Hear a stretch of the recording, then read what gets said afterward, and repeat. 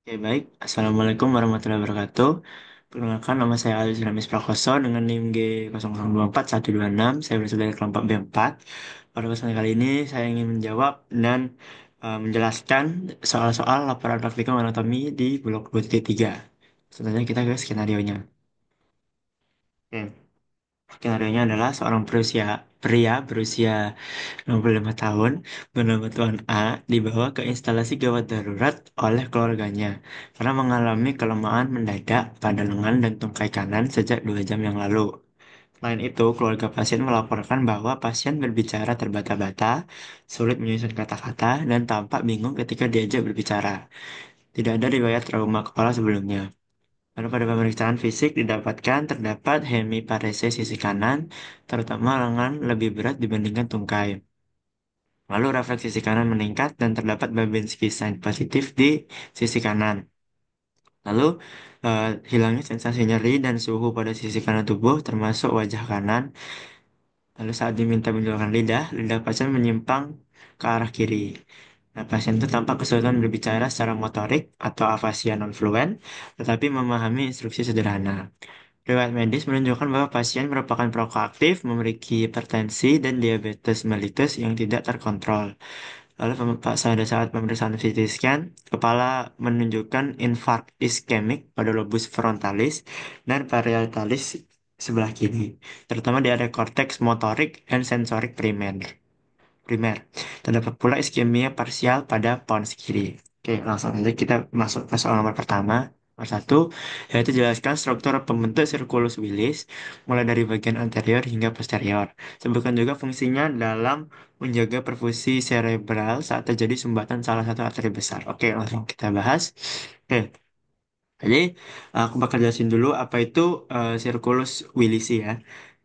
Jadi, Circulus arteriosus cerebri Willis itu sebuah sistem anastomosis arteri yang terletak pada basis ensefali. Jadi di basis kepala gitu, di dasar otak.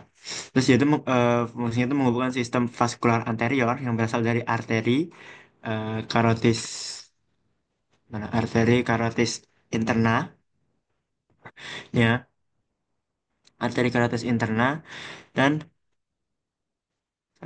dari garis internal dan sistem vaskular posterior yang berasal dari arteria vertebralis ya, yang di sini arteria vertebralis yang bakal bersatu menjadi arteria basilaris.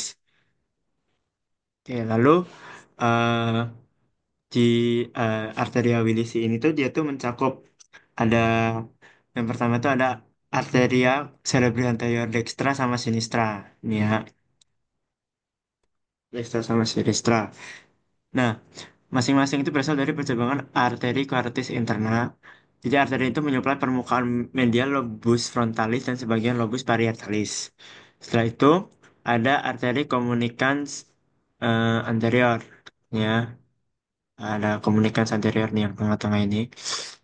Nah, dia itu menghubungkan arteri cerebrika anterior kanan sama kiri tadi.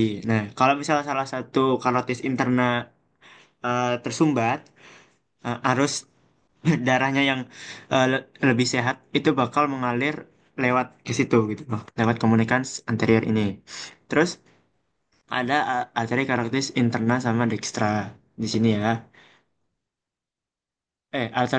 Arteri karotis interna dextra dan sinistra maksudnya. Nah, di sini tuh dia tuh memasuki basis otak. Jadi tadi yang apa namanya? Basis ensefalia, basis otak dan membentuk arteri cerebri media serta arteri cerebri anterior yang di sini ya, arteri cerebri media nih. Terus eh, ada arteri komunikans posterior dextra sinistra. Di sini tuh dia tuh fungsinya untuk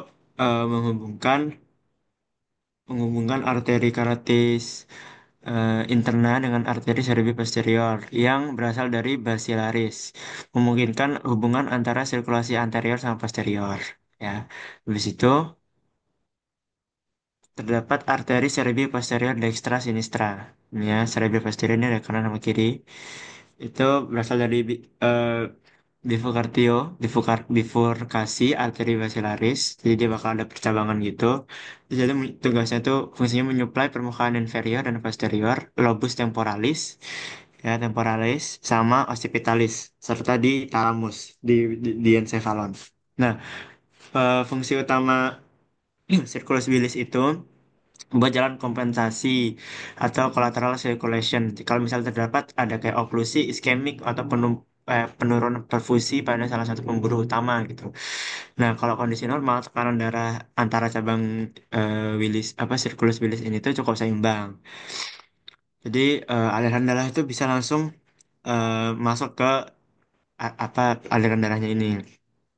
Namun kalau misalnya ada stenosis atau oklusi, kalau misalnya ada oklusi terutama di contoh di arteri karatis interna yang sinistra, yaitu dari sisi kanan yang dextra, karatis interna dextra itu bakal mengalir ke hemisfer kiri melalui arteri komunikans ini. Jadi langsung tuh lompat gitu kan, menuju arteri cerebri anterior sinistra. Nah, darah dari posterior yang vertebra basilar ini juga dapat mengalir melalui arteri komunikans posterior yang ini ya eh, sinistra menuju karotis eh, interna sinistra dan arteri cerebri media sinistra. Jadi gitu. Nah, tapi kalau misalnya kompensasi ini tuh apa namanya efektivitasnya itu apa namanya sangat tergantung pada integritas struktur sirkulus bilisnya. Ada beberapa orang yang eh, sirkulus bilisnya ini nggak lengkap gitu, atau nggak pembuluh diameter pembuluh darahnya itu nggak sebesar ya orang normal. Nah, jadi ada kemungkinan kegagalan berfungsi efektif sebagai jalur kompensasi kayak pas stroke atau kondisi darurat vaskular lainnya gitu. Oke, kita itu sudah pembahasan nomor satu. Dan next ke nomor dua. Eh, Sebutkan dan jelaskan perbedaan antara traktus corticospinalis dan traktus spinothalamicus meliputi fungsi utama, titik awal dan akhir, lokasi penyilangan atau dekusatio, dan letak relatif di medula spinalis. Langsung aja kita next. Oke, jadi di sini aku bakal bahas dulu. Hmm, jadi aku bakal bahas yang corticospinalis dulu. Jadi perbedaannya dulu ya, fungsi utama dari fungsi utama. Jadi kalau corticospinalis itu merupakan jalur motorik utama. Motorik ya ingat, jadi dia tuh yang ngegerakin gitu. Corticospinalis jadi dari korteks ke spinal. Ya, motorik utama yang mentransmisikan perintah dari korteks cerebri ke lower motor neuron atau LMN di medula spinalis. Nah, jalur jalur ini tuh terlibat dalam kontrol gerakan volunter yang presisi, kayak otot-otot distal anggota gerak seperti tangan dan jari gitu. Nah, ini di corticospinalis. Kalau misalnya spinothalamicus itu kebalikannya. Dia itu adalah sistem sensorik. Jadi dia tuh yang membawa impuls aferen ya kayak rasa nyeri dan segala macamnya gitu atau kayak suhu sentuhan kasar dari kulit perifer menuju talamus ya kemudian diteruskan ke korteks sensorik gitu. Nah, buat asalnya apa namanya corticospinalis yaitu sel-sel piramidal di area 4 Broadman area ya, yaitu korteks motorik primer di gyrus precentralis nih, jadi dia letaknya tuh di sini ya. Terus jalur lintasan itu dia tuh bakal eh, menyusuri kapsula interna posterior, terus ke crus cerebri nih, crus cerebri ke akarnya cerebri di mesencephalon, terus ke basis pontis, habis itu kemudian ke piramis medula oblongata. Nah, untuk dekusatio piramidumnya itu sekitar 85-90% serabut menyilang ke sisi kontralateral menjadi traktus corticospinalis lateralis. Sisanya itu tetap ipsilateral sebagai traktus corticospinalis anterior. Nah, untuk tujuannya yaitu bersinaps di cornu anterior medulla spinalis nih. Karena ini kan posterior nih. Jadi di anteriornya itu dia bakal bersinaps gitu dengan neuron motorik alfa menuju ke otak gitu. Nah, buat spinothalamicus, asalnya itu korpus sel di ganglion spinal. Ganglion itu kan badan sel ya, badan sel di perifer, ganglion spinal berarti badan sel di spine gitu. Habis itu neuron sekunder itu berada di lamina 1 sampai 5 medula spinalis, terutama itu paling banyak di substansia gelatinosa. Nah, untuk dekusationya itu dia tuh bakal menyerang di femisura alba anterior dalam 1 sampai 2 segmen setelah masuk. Kemudian naik sebagai tractus spinothalamicus lateral. Nah, tujuan akhirnya itu yaitu eh, nucleus ventralis posterolaterales atau VPL talami menuju area 312 yaitu sensorik ya, sensorik primer di gyrus postcentralis nih. Oke. Lalu buat lokasi relatif di medula spinalis itu, jadi tragus corticospinalis lateral itu tuh terletak di funiculus lateral dekat dengan cornu anterior, sehingga itu mudah terkena lesi jika ada kompresi lateral. Nah, untuk spinothalamicus terletak itu lebih superficial di funiculus anterolateral, yaitu karena itu dia tuh apa eh, bi- sensasi nyeri itu bisa hilang lebih cepat pada kompresi ringan seperti syringomyelia. Oke, mungkin itu pembahasan nomor 2. Kita lanjut ke nomor 3. Sebutkan pembagian trunkus cerebri, batang otak, dan minimal dua struktur penting dari mesencephalon, pons, dan medula oblongata. Oke, langsung saja kita bahas ya. Oke, sini lumayan banyak. Jadi mesencephalon itu kan nama lainnya dia midbrain, dia otak tengah. Oke, kita bakal bahas dari ini nih, ya di preparat ini itu dia itu mesencephalon nih. Jadi itu ada crus cerebri di sini, crus cerebri, ada substansia nigra itu yang hitam-hitam ini ya, sudah tectum sama tegmentum. Tectum sama nucleus nervi oculomotor. Nanti, oke kita bahas dari crus cerebri dulu. Jadi dia itu mengandung tractus corticospinalis, corticobulbaris, dan corticopontinus. Nah, lesi pada crus itu dapat menyebabkan hemiparese kontralateral, seperti yang di skenario tadi ya, hemiparese. Terus untuk di substansia nigra, dia itu mengandung neuron dopaminergik, makanya warnanya bisa hitam. Nah, bagian penting dari sistem ganglia basalis, kalau misal ada degenerasi di substansia nigra ini bakal terjadi Parkinson's disease gitu. Terus kalau di tektum, jadi tuh tektum itu ada colliculus apa namanya superior sama inferior ya. Dia itu mengatur refleks visual dan auditori. Nah, terus nucleus nervi oculomotor, ya, yang ketiga, nervus cranial 3 dan nukleus Edinger-Westphal itu bakal mengontrol gerakan mata dan pupil sesuai namanya sih. Terus ada pons ya, pons itu letaknya tuh di sini nih, pons nih yang gede. Dia itu ada basis pontis, tegmentum pontis sama eh, lesinya pons itu ada apa gitu.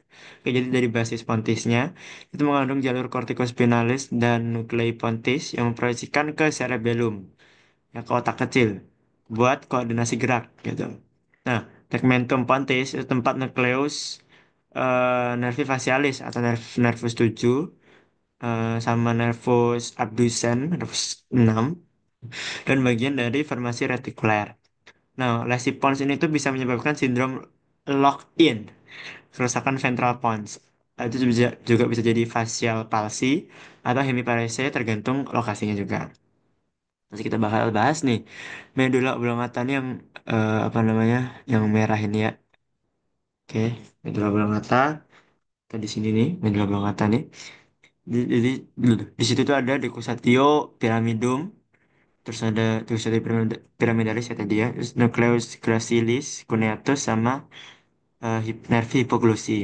Terus di Kusatyo ini ada apa? Jadi itu tempat persilangan mayoritas traktus corticospinalis yang tadi kita bahas. Dan itu penting untuk menjelaskan kenapa lesi itu kenapa lesi supranuklear itu menghasilkan defisit kontralateral. Nah, kalau yang nucleus gracilis dan cuneatus itu dia bagian dari jalur sensorik posterior, kolumna dorsal. Untuk yang nervi hipoglossi, kalau ada kerusakan pada lower motor neuron, deviasi lidah ke sisi lesi, contohnya kayak tadi di skenario, nah itu kalau misalnya di lower motor neuron. Kalau misalnya kerusakan di upper motor neuron, dia bakal deviasi ke sisi kontralateral gitu. Oke, itu nomor tiga. Sekarang kita bahas ke nomor empat. Nah, kan asal-usul nukleus dan fungsi dari tiga nervus cranialis motorik murni. Contohnya kayak nervus 3 okulomotor, nervus 4 troklear, dan nervus 6 itu abdusen, serta akibat lesi pada upper motor neuron dan lower motor neuronnya. Oke, langsung aja kita bahas. Oke, jadi kita di sini bisa lihat ya, kan? Eh,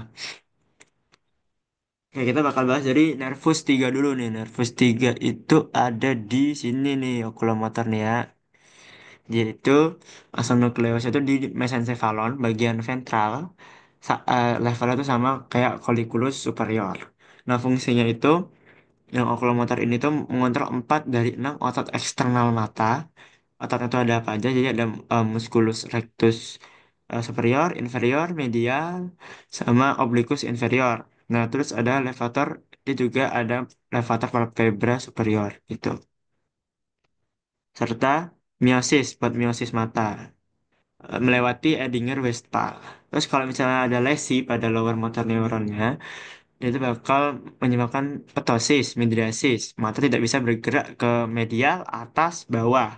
Terus kalau misalnya itu juga bakal ada deviasi lateral inferior. Jadi kayak lateral, sama inferior jadi kayak ke bawah terus keluar gitu loh, down and out. Kalau misalnya ada lesi di upper motor neuron, biasanya nggak kelihatan karena ada supply bilateralnya. Terus, nah nervus trochlea, ya karena tempatnya sama ya kita bahasnya di sini semua. Oke, ya asal nukleus itu di mesencephalon juga, bagian dorsal dari aqueductus cerebri, satu-satunya saraf kranial yang keluar dari sisi dorsal batang otak gitu. Terus fungsinya itu buat menggerakkan musculus obliquus superior, berfungsi menurunkan mata saat dalam posisi abduksi. Terus kalau misalnya lesi pada lower motor neuron bakal menyebabkan diplopia saat membaca atau menuruni tangga. Kepala cenderung kepala condong menjauh dari sisi lesi. Jadi kita bakal bahas nervus yang ketiga, itu adalah nervus abducens, nervus 6 nih. Asal nukleusnya itu di pons, dekat garis tengah. Fungsinya itu eh, untuk menggerakkan musculus rectus lateral, abduksi bola mata fungsinya. Kalau ada lesi pada lower motor neuron, mata tidak bisa abduksi, akan menyebabkan diplopia horizontal. Nah, kalau ada lesi di nukleus 6, bisa melibatkan jalur ke nervus oculomotor kontralateral melalui NLF. Sindrom yang bisa menyebabkan sindrom internuklear ophthalmoplegia. Oke, segitu pembahasan nomor 4. Langsung aja kita ke nomor 5. Jelaskan lokasi dan fungsi dari area bermain berikut ini. Area 4, area 123, area 44 dan 45, dan area 22. Langsung aja kita bahas. Oke, jadi area 4 itu tuh letaknya tadi kita sudah sempat bahas juga ya. Itu ada di genus presentralis di sini ya. Dia tuh sebagai motorik primer, sensor motorik primer.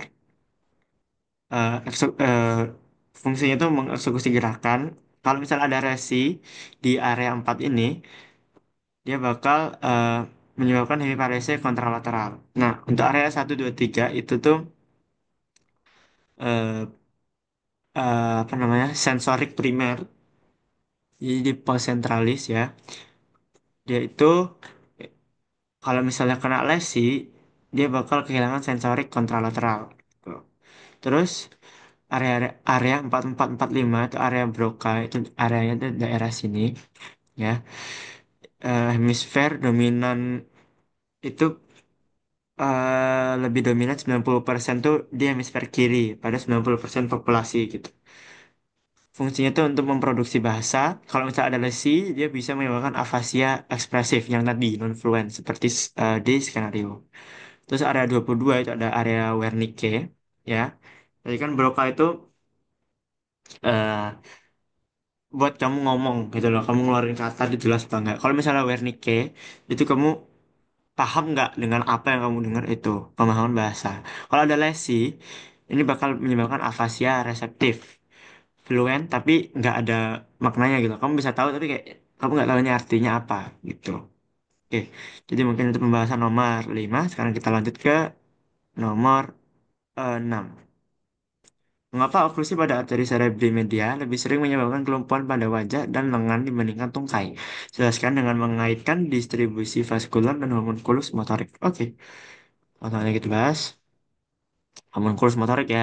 Jadi arteri cerebri media, tadi aku udah sempat jelasin di eh, Circulus Willisi ya. Merupakan cabang utama dari arteri karotis interna dan menyuplai permukaan lateral dan dari hemisfer otak. Otak. Itu termasuk lobus frontal, area motorik primer, wajah dan lengan nih, wajah dan lengan. Kurang lebih begitu gambarannya homunculus. Homunculus itu kan orang kecil gitu kan. Jadi dia di otak ini ada kayak homunculus buat memudahkan kita tuh ngelihat fungsi-fungsi bagian otak ini buat gerakin eh, bagian tubuh di mana aja gitu. Ada lobus parietalis lateral, area sensorik, lobus temporalis superior, area Wernicke, terus ada ganglia basalis sama kapsula interna. Ini tuh melewati lewat arteri lenticulostriata. Nah, untuk homunculus motorik itu representasi, jadi aku udah jelasin juga representasi topografis tubuh di korteks motorik, wajah dan lengan di lateral, tungkai di medial. Uh, Terus stroke, stroke kalau misalnya ada stroke pada arteri cerebral media kiri, jadi gejalanya bakal ada hemiparese sama hemihipoestesia dextra atau kontralateral. Nah, terus ada afasia Broca atau Wernicke, nggak ngerti juga itu ngomong apa sama nggak bisa memahami gitu. Terus deviasi lidah atau mata, jadi kayak miring gitu. Pas kamu baca tuh lidah bisa ke kiri, mata ke kiri gitu. Terus ada gangguan memori kerja dan fungsi eksekutif gitu. Oke, mungkin segitu penjelasan nomor 6. Langsung aja kita lanjut ke nomor 7. Jelaskan mekanisme kompensasi vaskular yang terjadi jika terdapat oklusi pada arteri karotis interna kiri dengan mengaitkan struktur sirkulus bilis yang terlibat. Oke, langsung aja kita bahas. Jadi, kalau ada oklusi total atau parsial lah pada arteri karotis interna yang sinistra, yaitu darah itu bakal bisa dialirkan lewat pertama itu ada arteri komunikans anterior nih ya, arteri komunikans anterior itu bakal mengalirkan darah ke sisi kanan dari sisi kanan ke kiri. Kan tadi kan yang rusak kan kiri kan. Ke arteri cerebri anterior yang kiri. Nah, habis itu bisa juga dari komunikans posterior nih. Kan langsung jadi basilaris kan, thread gitu. Yang sinistra memungkinkan darah dari cerebri posterior menuju cerebri media kiri. Bisa ada vertebrobasilar system. Jadi menyebabkan kompensasi posterior. Kalau misalnya anterior melalui eh, posterior anterior melalui komunikan posterior gitu. Kalau misalnya di orang pada usia lanjut atau dengan penyakit vaskular, aterosklerosis atau kayak hipertensi juga, lumen pembuluh bisa mengalami stenosis sehingga kompensasinya itu nggak optimal. Akibatnya area yang disuplai sama cerebri media tadi, lobus frontal sama parietal yang lateral yang kiri mengalami infark, menghasilkan defisit neurologis kayak hemiparesis seperti di skenario yang dextra, terus ada afasia sama gangguan sensorik kontralateral. Oke, mungkin sekian jawaban dan pembahasan dari soal-soal laporan praktikum anatomi di blok 3 dari saya. Kurang lebihnya mohon maaf. Wassalamualaikum warahmatullahi wabarakatuh.